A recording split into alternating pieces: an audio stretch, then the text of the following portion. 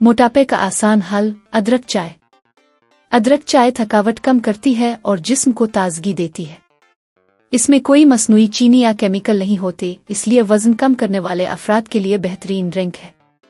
अदरक चाय हल्की सी हाइड्रेशन देती है, जिससे जिस्म चर्बी बेहतर तरीके से तोड़ता है। अदरक चाय की रेसिपी।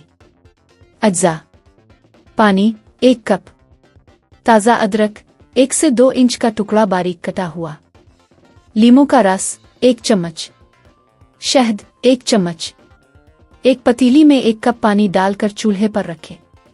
पानी गर्म हो जाए तो इसमें बारीक कटा हुआ अदरक डाल दें। अदरक को पानी में 5 से 7 मिनट तक अच्छी तरह उबाल लें ताकि इसका रस पानी में शामिल हो जाए। अब चूल्हा बंद करके चाय को छान कर कप में डालें। अगर चाहें तो 1 चम्मच शहद और लीमू का रस शामिल करें। वजन कम करने के लिए लीमू बहुत फायदेमंद है।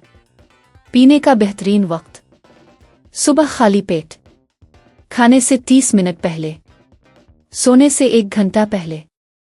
अदरक में मौजूद एंटीऑक्सीडेंट्स जिसमें जमा इजाफी चर्बी को टारगेट करके जलाने में मदद करते हैं। जिसमें मौजूद इजाफी पानी और सूजन को कम करके वजन कम करने का असर देती है।